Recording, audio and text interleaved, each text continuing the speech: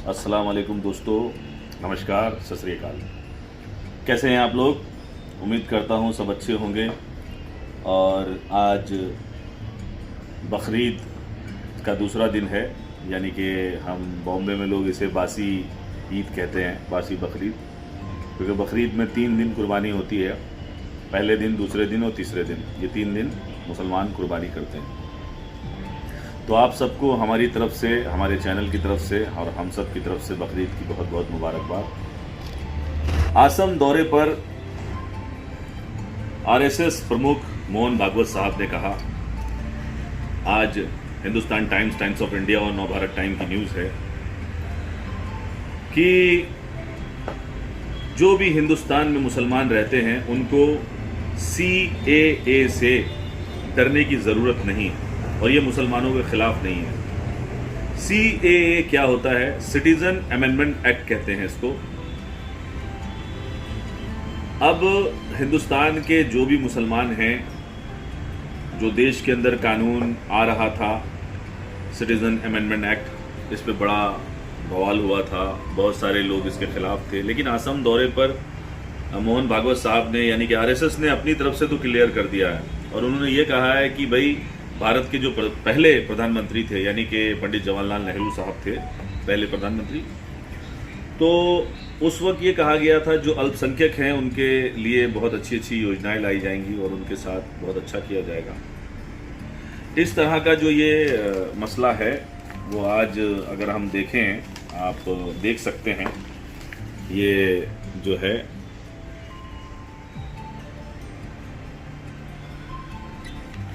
तो भागवत साहब ने अपनी तरफ से क्लियर कर दिया है कि भाई किसी भी मुसलमान को इस चीज़ से घबराने की ज़रूरत नहीं है, सोचने की ज़रूरत नहीं है। यानी कि आरएसएस जो है वो हिंदुस्तान के मुसलमानों के साथ खड़ा हुआ है, कहीं से कोई दिक्कत की बात नहीं है। तो ये अच्छी चीज़ है कि भाई आरएसएस के जो प्रमुख हैं वो बोल रहे हैं, तो अब एक जहाँ तक इख्तिलाफ का मसला था वो ख़त्म हो जाना चाहिए। हर इंसान को सोच समझ करके आगे बढ़ना चाहिए और सिटीज़न अमेंडमेंट एक्ट जो है वो कभी भी आ सकता है। इसके लिए हमें एकदम तैयार रहना पड़ेगा और सोच समझ करके आगे बढ़ना पड़ेगा। इसके बाद होती है एनआरसी। तो एनआरसी का मसला ये है कि जो भी हिंदुस्तान में लोग रहते हैं उनके बारे में जानकारी रखना हिंदुस्तान की सरकार को बहुत उसकी ज़रूरत है, इसमें कोई बुराई की बात नहीं है। लेकिन ठीक है, मुख्तलिफ मिजाज हैं, हम भी सोच सकते हैं, आप भी सोच सकते हैं। भारत का जो भी मुसलमान है वो इसके बारे में पूरा पढ़े, पूरा समझे। किसी के सुनने से, किसी के कहने से देश का मुसलमान जो है वो गद्दार नहीं हो जाएगा, देश का मुसलमान कानून के ख़िलाफ़ नहीं हो जाएगा। हमको जो चीज़ नहीं समझ में आए हमें जाना चाहिए। और आज के ज़माने में तो आपके पास यूँ समझ लीजिए कि सारी चीज़ें मुहैया हैं, आप गूगल पे जाएं, सब कुछ आपको मिल जाएगा। जो लोग इधर उधर की बातें करते हैं उनसे आप बिल्कुल परहेज़ करें और जो लोग फालतू चीज़ें मतलब आपके सामने लाएं, आपसे उस पर नाइत्तेफाकी हो, ऐसे लोगों से अपने बच्चों को भी आप दूर रखें। देखिए, ज़रूरी नहीं है कि कोई हमारे दीन में है, हमारे मज़हब में है तो वो हमें सही बात समझाएगा। उसे नॉलेज कितनी है ये मायने रखता है। इसीलिए अल्लाह के नबी ने कहा कि भाई इल्म लो, एजुकेशन लो।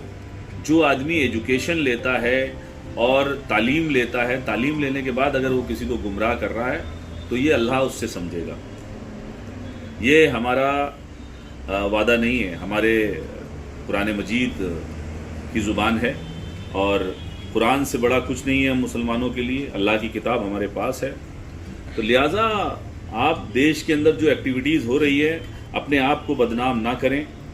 जब सरकारें खुद से न्यूज़ पे आ करके हर तरह से इस चीज़ के बारे में बोल रही हैं, नहीं समझ में आए तो आप डायरेक्ट जाके मोहन भागवत साहब से मिल सकते हैं और मिलने के बाद बात कर सकते हैं कि भाई आप आसाम के जब दौरे पे आप गए तो आपने ये बात बोली कि ये इस दिन की न्यूज़ है और इसमें आपने कहा कि इसमें मुसलमानों का कोई भी मसला नहीं है। क्या ये बात सच है? आपने बोली है, आपको वो जवाब दे देंगे। तो हम किसी के खिलाफ नहीं हैं, आप भी किसी के खिलाफ नहीं हैं। देखिए, कोई अगर अपने धर्म पर चल रहा है तो ये अच्छी बात है, बुरी बात नहीं है। हम मुसलमान हैं, हमारा अकीदा मजबूत है, हम अल्लाह की ज़ात में किसी को मतलब शामिल नहीं करते हैं, शिर्क नहीं करते हैं, हम किसी के भी आगे सर नहीं झुकाते हैं, हम सिर्फ अल्लाह के आगे सर झुकाते हैं। और उसी तरह से भागवत साहब का है मसला कि वो अपने हिंदुत्व के लिए बात करते हैं और उसमें कोई बुराई की बात नहीं है। हिंदू धर्म दुनिया का सबसे अच्छा धर्म है, भोला धर्म है, सनातन धर्म। और अल्लाह के नबी ने ये कहा है, दीन और दुनिया के साथ रहो, वतन परस्त बनो। तो हम अपने वतन में रहते हैं और बहुत शान से रहते हैं, हम अपने हर त्यौहार मनाते हैं। देखिए, कुर्बानी हुई, लाखों मुसलमानों ने, करोड़ों मुसलमानों ने कुर्बानी करी, कोई मसला नहीं है। बस ये जो सरकार की गाइडलाइन है उसके तहत हमें काम करना है। अब आती है नमाज की, दुआ की बात, तो ऐसा नहीं है, सारे मंदिर भी बंद है। ऐसा नहीं है कि मंदिरों में घंटी बज रही है और मस्जिदों में रोक टोक लगा रहे हैं। तो जो भी सरकार गाइडलाइन लाती है वो सबके लिए लाती है, चाहे वो हिंदू हो, मुस्लिम हो, सिख हो, ईसाई हो। बस ये है कि हमारे तक हमको ये लगता है हमारे लिए ये खतरा है। देखिए, मुसलमान जो है वो ना किसी से डरा है ना कभी डरेगा। पहली चीज़ तो ये एकदम क्लियर है। और ये भारत सरकार भी जानती है कि भाई जो लोग हिंदुस्तान में रहते हैं वो किसी से डर के दब के नहीं रहते हैं। तो अगर आज इतने बड़े प्रमुख ने, भागवत साहब ने ये बात रखी है तो उसको हिंदुस्तान के मुसलमानों को समझना चाहिए और माननी चाहिए कि भाई एक प्रमुख ये बोल रहा है कि भैया आपको डरने की ज़रूरत नहीं है। उन्होंने कहा मुसलमानों के खिलाफ नहीं है सीए, भागवत साहब। तो जब एकदम क्लियर शब्दों में है, ये आज का पेपर है सर, इसकी न्यूज़ आप देख लें, ये नवभारत टाइम आज का पेपर है और इसके अंदर ये न्यूज़ है। ये देखिए, ये मेरी ज़ुबान नहीं है, भागवत साहब की ज़ुबान है। तो ये सारी चीज़ें इसके साथ हिंदुस्तान टाइम्स में भी है, इसमें भी दिया है, नवभारत टाइम में भी दिया है। हर एक पेपर की ये न्यूज़ है कि आसाम के दौरे पर उन्होंने ऐसे बयान दिए। आप सबको अल्लाह खुश रखे, अच्छे से रखे, आप सब कामयाब हों। और हम और हमारा चैनल यही छोटी छोटी बातें जो बहुत बड़ी हो जाती हैं आप तक पहुंचाना चाहता है। अगर हमारी बात सही लगे तो इसको आप शेयर करें, सब्सक्राइब करें हमारे चैनल को, और आगे आने वाले दिन में हम आप तक अच्छी अच्छी बातें ताकि पहुंचा सकें। हमारी जो बातें हैं अगर वो आपको अच्छी लग रही हैं तो हमें कमेंट करें, हमें बताएं, और बकरीद में एंजॉय करें अपने परिवार के साथ, अपनी फैमिली के साथ। अल्लाह हम सबको कामयाब करे, हमारा देश हमेशा खुशहाल रहे। देश की पुलिस और देश के अंदर आर्मी जो भी सब है वो हमारी हिफाजत के लिए बैठी है। देश के बड़े बड़े नेता हमारी हिफाजत के लिए बैठे हैं। आप देश के अंदर जो गाइडलाइन है इस वक्त कोविड-19 की, उसको फॉलो करें और दुआओं में याद रखें। इंशाअल्लाह हम सब कामयाब होंगे। जज़ाकल्लाह खैर। अल्लाह हाफ़िज़।